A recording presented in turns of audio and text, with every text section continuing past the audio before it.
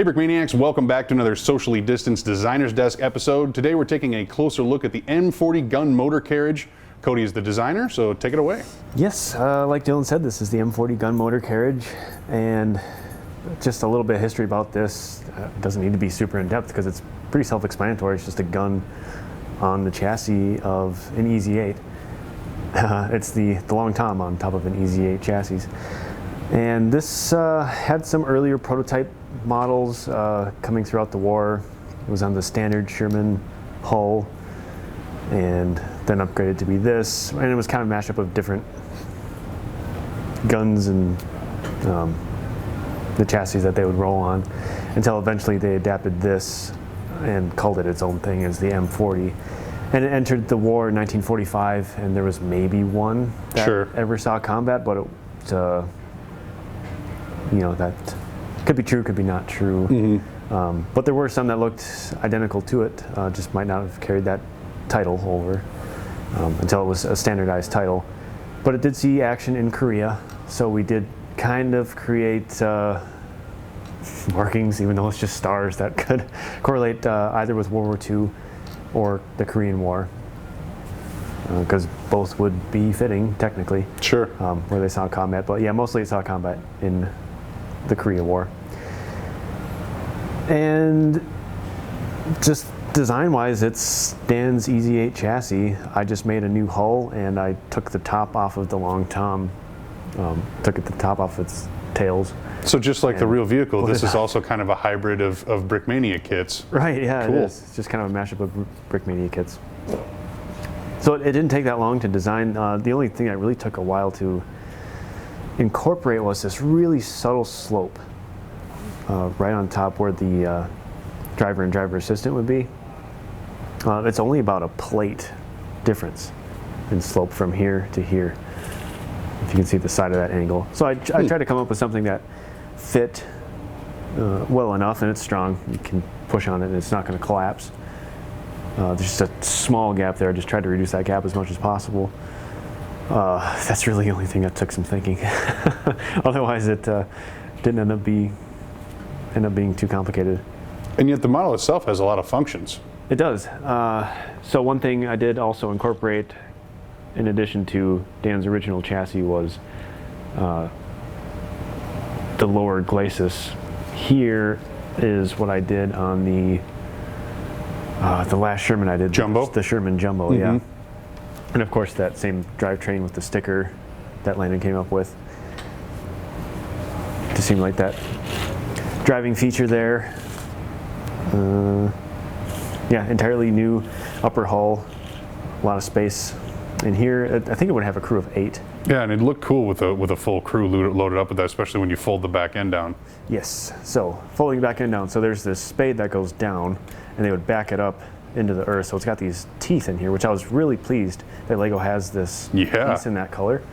They use it a lot for wings. Well, I guess I use it for teeth too, actually. It's what it's called. It's a plate with 3 teeth on it. Comes in dark bluish gray, which is surprisingly nice. So it illustrates that shovel that would just dig into the ground, back right over it. Which you wouldn't think you'd need, but it is a powerful gun. Sure. Even though it is a heavy vehicle that it is placed on top of, but you don't want it moving around. And then this ramp comes down and folds out, which was also, I guess, another tricky thing to come up with, how to make that work. Mm-hmm. Like a dual. And have both of them fit in there and fold separately, yeah. Yes, it doesn't, this part doesn't fold in real life. It slides into it, but it's such a small area to incorporate that into. I wanted it to fold up as much as I could while having this the spade fold up as well and clasp with enough space. Inside there's a couple seats, which I don't know, may or may not really actually fit figures on there, but just due to scale, 135 scale, that's big enough for a human butt, but minifigure scale, that's really not. If you believe for a minifig's butt, the figures will fit. So a couple of little seats on either side. And just like the long tom, it has those same features. There's a loadable breech in the back with simulated warhead with its powder round behind it that you can take off and build it and put it in here, act like you're loading the breech. And gun does elevate. and it does have a little bit of traverse to it. And they wouldn't need to angle it much, but opposed from moving the entire vehicle to aim your gun, you just make minor tweaks like that, and that's pretty common for any howitzer mounted on a vehicle. It looks intimidating when it's deployed like that. It does. And this does also recoil, so again, just it retains the same features as the Long Tom. Long Tom would do it more for stowage and transportation, but it does retain that same feature of the recoil mechanism. A couple hatches simulated for figures. I wouldn't really fit figures in there, but it does look nice. They were very prominent hatches. As they are on the model too. Well yeah, done. They protrude quite a bit. It's a different looking vehicle, that's for sure. And a barrel lock here. Some spare tracks. Hard pressed to find a vehicle that didn't have spare tracks on it. Sure. And a couple tools on top. This area here is a bit recessed, just so you can put tools under there and have the gun rest on top of that to give it just enough depression to fit there on the barrel lock. And it comes with one figure and a sticker pack for 8 minifigures, which I will have Landon go over right now. All right, so here is the figure for this kit. We opted for just a pretty straightforward one figure in this kit, and then a sticker pack is what we opted for. Yeah. We've seen a lot of this art before on the minifigure. This might just be a slightly new arrangement. Man, he's been loading shells, shooting rounds, so he's tired. He's hot. He's in good shape. He's in good shape, I guess. Yeah. So yeah, Dylan's like, oh, you got to do shirtless guy. No, I think yeah. So.